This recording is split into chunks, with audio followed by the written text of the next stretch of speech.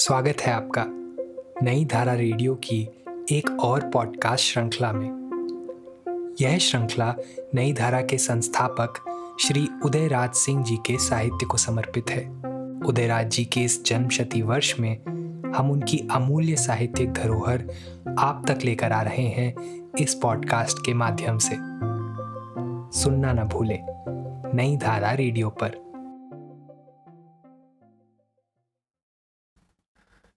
कवि की ज्वाला। अजी, कुछ सुनते भी हो या अपनी ही धुन में अलमस्त रहते हो? घर में कुछ खाने को भी है? उमा रोते रोते सो गई और विजय अम्मा रोटी दे की जिद पकड़े चिल्ला रहा है। सांझ से ही एक सुर से रट लगाए है। तुम्हें ना तो खाने की सुध है ना सोने की। कीड़ों की तरह दिन रात किताब के पन्ने चाटने में लगे रहते हो। तुम्हारे दिल से ना ये चाट जाती है और ना बच्चों के पेट की भट्टी ठंडी होती है। मैं तो तुम दोनों के बीच पीस जाती हूं। उधर लड़कों का रोना देखकर हृदय टूक टूक हो जाता है, इधर तुम्हारा पढ़ना देखकर दिल टूट जाता है।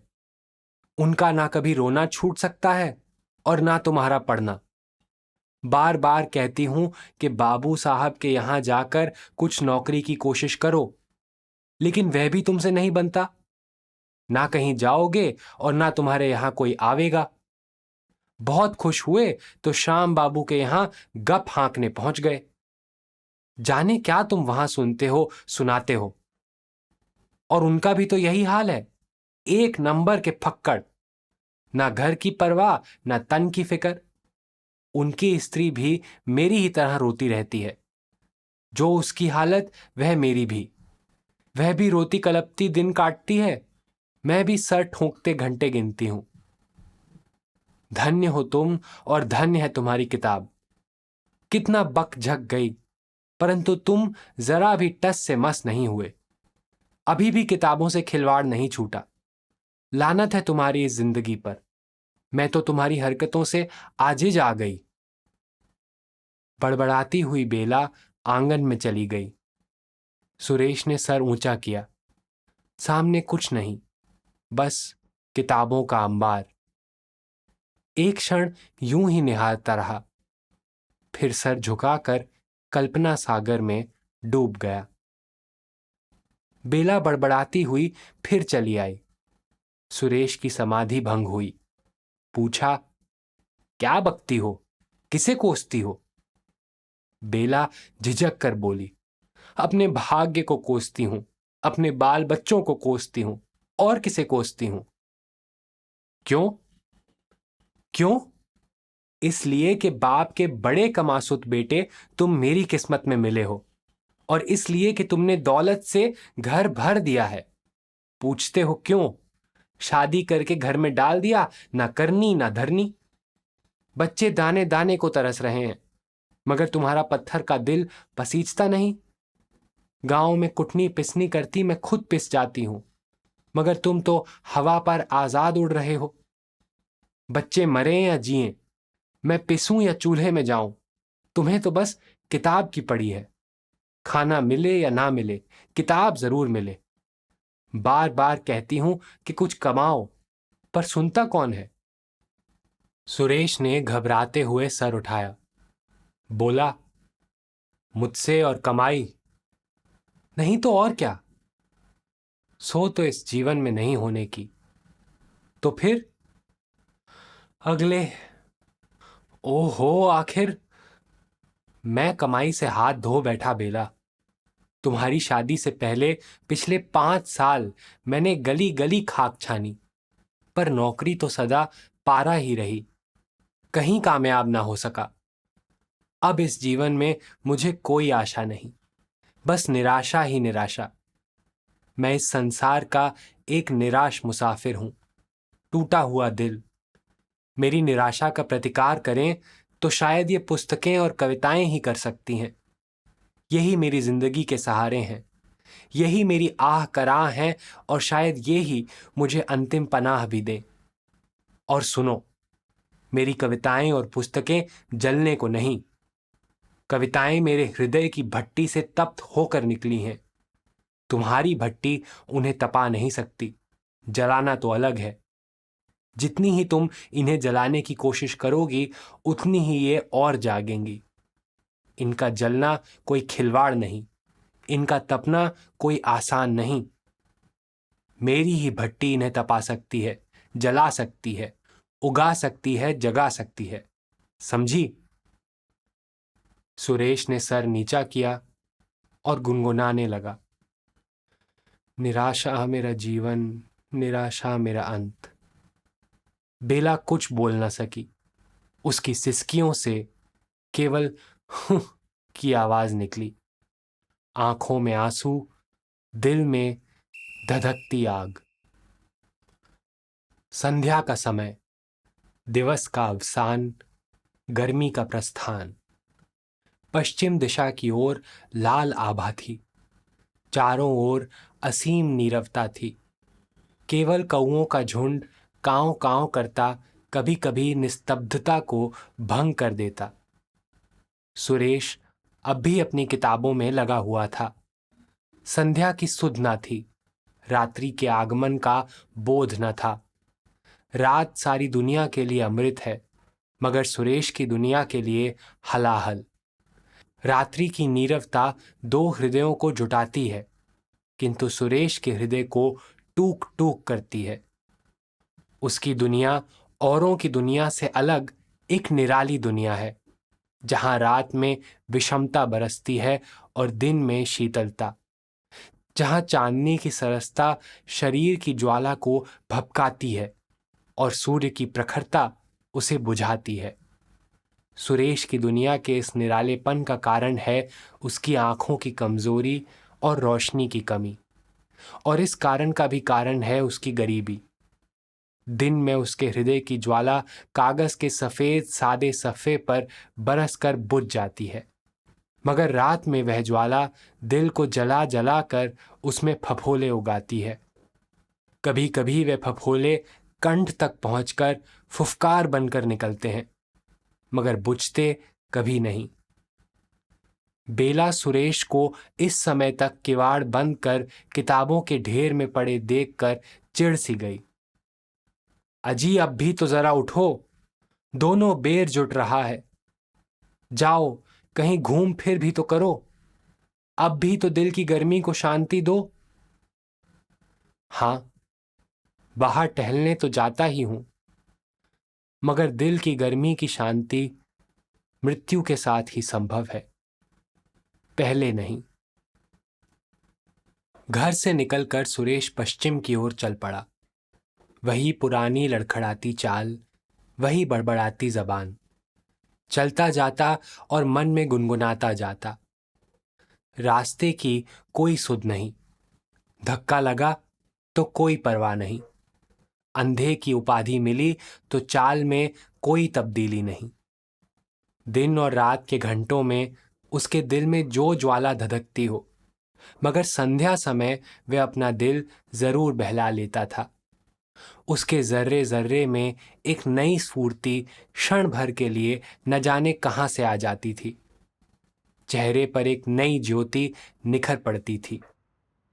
मगर आज इस अपवाद का भी अपवाद निकल आया। आज उससे चला न जाता था। थोड़ी दूर जाकर वह एक आम्र वृक्ष के नीचे बैठ गया। वृक्ष मंजरियों से लदा हुआ था। भास्कर की ढलकती हुई सुनहरी किरणों से दीप्त होकर वे मंजरियां चमक रही थीं। एक मंजरी पर अपने बच्चों के साथ एक नीली फुलचुम्मी बैठी रसपान तथा अटखेलियां कर रही थी। सुनहरी किरणें उनके नीले शरीर से लिपटकर एक नई आभा छिटका रही थीं। फुलचुम्मी कभी रस चूमती, अपने बच्चों को चाटती और कभी सुरेश के सर के ऊपर वाली मंजरी पर बैठकर उसकी ओर देख देख कर चें चें करती। वह उसे देखता, कभी हंस देता, कभी रो देता, फिर सर नीचे कर लेता। एक बार वह चुम्मी सुरेश की देह से टकराती उड़ गई और फिर आकर मंजरी पर बैठ गई। वह चौंक पड़ा। फुलचुम्मी उसको देखकर चें चें करने लगी और सुरेश उसकी ओर देखकर फिर बड़बड़ाने लगा। ए परिंदे, तुमसा कौन है? जी चाहता है मैं भी पक्षी बनकर आकाश में उड़ जाऊं, किसी तरह यहां से तो पनाह मिले, मगर कहां पनाह? आकाश से भी तो बेला और बच्चों को देख सकूंगा, वहां भी चैन नहीं। फिर चाहता हूं हिमालय की गोद में जा पड़ूं, बर्फों की ढेरी से शायद मेरी ज्वाला बुझे, मगर कौन ठिकाना, शायद बर्फ गल जाए, मैं न गलूं। फिर सोचता हूं किसी कंदरे में जाकर योगी ऋषि से अपनी जलन बुझाने की जड़ी बूटी लूं, मगर क्या पता कि वह जड़ी भी मेरी ज्वालामुखी में जाकर खाक हो जाए। कभी मन में आता है भगवान भजन करूं, गीता का पाठ करूं, क्षण भर शीतलता मिलती है, मगर फिर वही बेचैनी, कहीं भी मुझे विश्राम नहीं, चैन नहीं। परलोक की सारी वस्तुओं का हीर निकाल चुका, मगर दिल का हीर ना निकाल सका। वह वहीं पीर बनकर बैठा है। अब आलोक की विश्रामशाला ढूंढना बाकी है, देखूं कहां? उसकी आंखों से आंसू के बूंद टपक कर जमीन की धूल से लिपट गए। फुलचुम्मी सुरेश को एक टक देख रही थी। उसमें चंचलता ना थी, व्यग्रता ना थी। जाने क्यों वह चुप थी। शायद सुरेश की बातें सुनकर उस पर तरस खा रही थी। वह बड़बड़ाता चला गया। ए वनबटी, मेरे हृदय में अग्नि उद्वेलित करने वाले केवल 2 कारण हैं, शादी और बेकारी। भाई, 20वीं सदी में शादी करना पाप, महापाप है।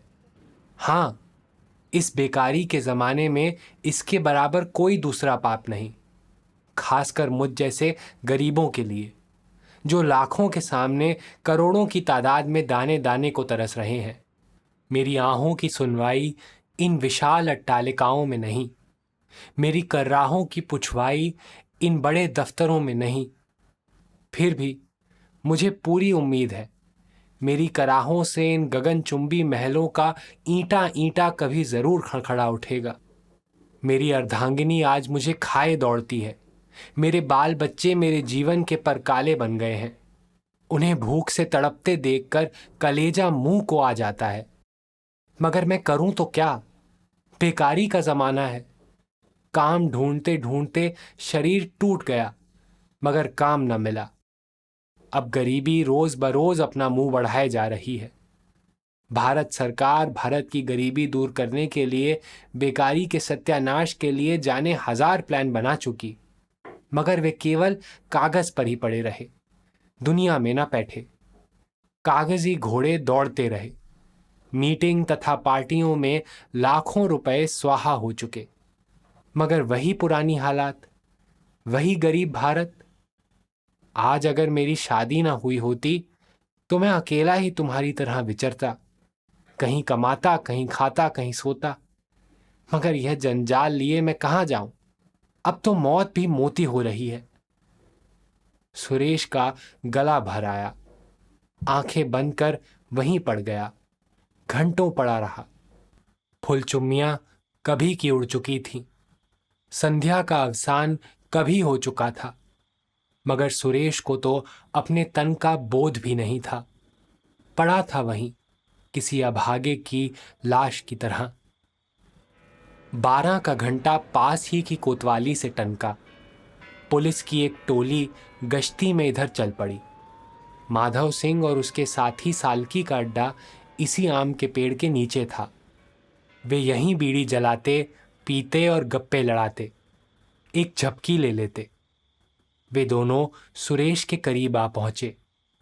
रात अंधेरी थी। माधव सिंह के पैर के नीचे सुरेश की उंगलियां पिच गईं। चौंक कर उसने आंखें खोली। सामने देखा कि 2 छायाचित्र खड़े हैं। समझा यमराज के दूत उसे ले जाने आ गए हैं। वह चिल्ला उठा, भाई छोड़ दो मुझे, छोड़ दो मुझे। अरे मैं यहां कहां, चारों ओर अंधकार। अरे अरे यमपुरी में, यमपुरी में।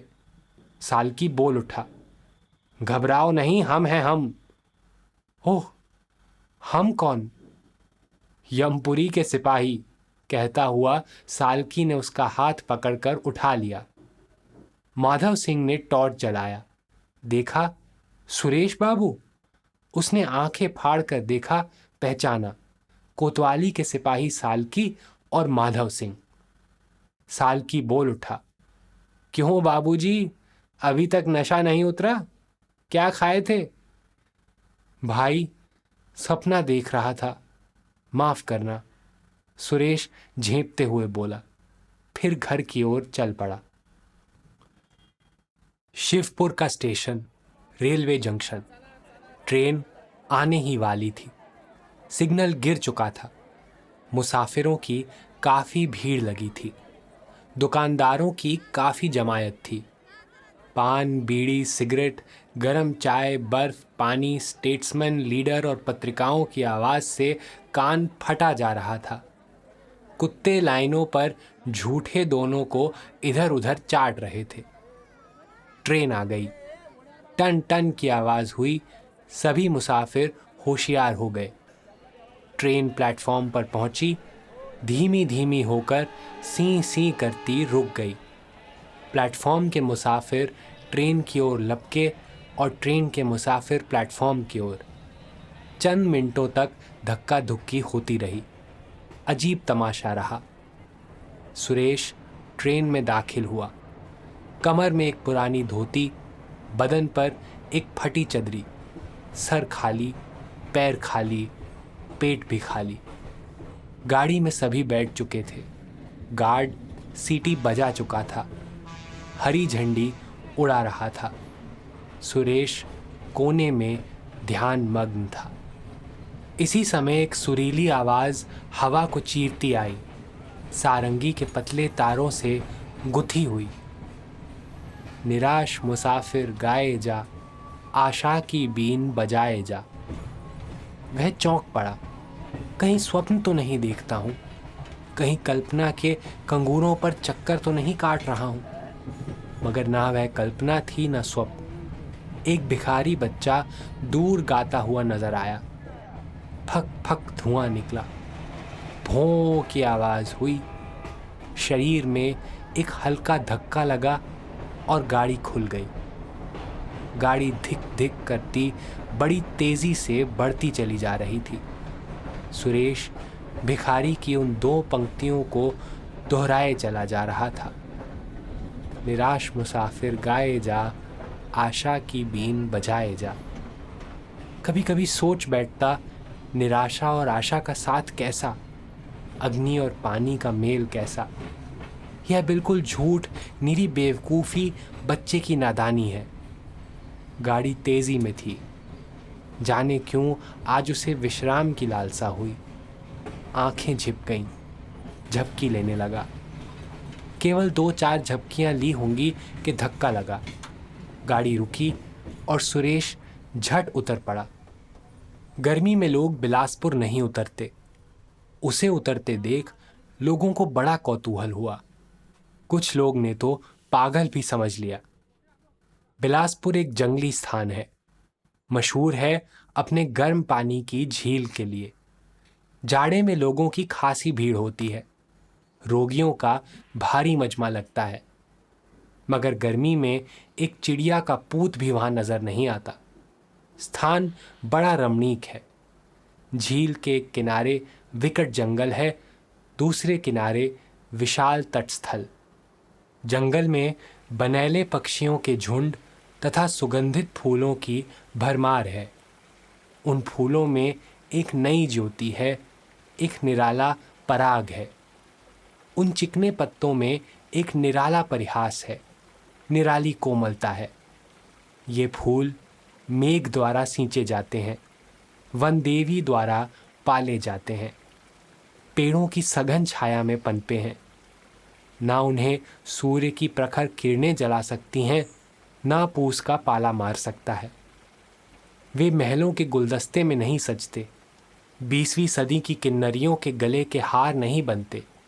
वे वनवाटिका में सजते हैं, वन देवी के गले की माला बनते हैं। सुरेश इसी प्रकृति वाटिका में विचर रहा था। कभी फूलों को तोड़ता, सौरभ पान करता, फिर फेंक देता। कभी उन्हें लेकर चूमता, गले का हार बनाता, छाती से चिपकाता, दबाता, फिर मल देता। मगर हृदय शिखा बुझती नहीं, जलती ही रहती। शरीर से फूलों का पराग निकला, मगर दिल से धधकती आग। फिर वह एक शीतल झरने की ओर दौड़ा। पानी में बर्फ की ठंडाई थी, मानसरोवर की निर्मलता थी। झरझर की आवाज में वनदेवी के घुंघरू की झनकार थी। झरने के पास पहुंचा, शीतल मोती के दानों से छाती भरा। एक आध जबान पर रखा, कुछ निगल गया। शायद बाहर और भीतर की ठंडाई से दिल की गर्मी शांत हो। मगर शिखा का जलना जारी रहा। अंत में पानी में कूद पड़ा। पहाड़ की कंदराओं से निकले बर्फीले पानी ने शरीर को बर्फ कर दिया। संज्ञाहीन पड़ा रहा घंटों। जाने आनंद मिलता हो, ज्वाला बुझती हो। परंतु फिर चौंक पड़ा। बर्फीला पानी उबल पड़ा, भाप निकल पड़ी। वह जलने लगा। झट कूदकर बाहर निकला। कुछ शांति मिली। हाय, पहाड़ी शीतलता में भी शिखा ना बुझी, भभकती ही रही। बेचैनी में दिन कटा। संध्या आधम की प्रतीची दिशा रक्त रंजित हुई। विशाल सरोवर तथा आकाश का क्षितिज में मेल हुआ। सरोवर में भी लाल आभा छिटकी। समझा, आकाश किन्नरी आ रही है। उसकी हालत पर तरस खाकर उसने आकाश दीप उस ओर पेड़ के स्तंभ से दिखाया, परंतु वह किन्नरी ना आई। आशा दिखी, दिल ललचा, जाने कहाँ छिप गई। ज्वाला ना बुझी। चांदनी छिटकी। पहाड़ी पर श्वेत सेज जा बिछी। सरोवर में चांदी की कलई हुई। विशाल वृक्षों की छाया पड़ी। दिन की गर्मी शांत हुई। रात्रि की शीतलता का विकास हुआ, साथ साथ शिखा के विकास का भी। 2 घड़ी बाद अंधेरा आया। श्वेत सेज उठी। चांदी की कलई मिटी। पेड़ों की छाया लिप्त हुई। पहाड़ी में अंधेरी रात हुई। निविड़ नीरवता हुई। बादलों का साम्राज्य हो गया, मगर उनमें कोई गड़गड़ाहट न थी। थी उनमें एक अपूर्व शून्यता। फिर नीरवता भंग हुई। पानी में छप छप की आवाज साफ प्रतीत हुई। अचानक किसी ने आवाज दी, आगे पगार है, आग की, मत बढ़ो, जलकर खाक हो जाओगे। झट जवाब मिला, खाक को भला आग खाक करेगी। हवा चली। वन के पत्ते खड़खड़ा उठे। बिजली कड़की। पहाड़ में आलोक छिटका। सरोवर के बीच एक सुरीली तान उठी। निराशा मेरा अंत। और साथ साथ एक पतली लहर भी उठी। वह बहती गई, सिसकती गई। जीवन का यही अंत।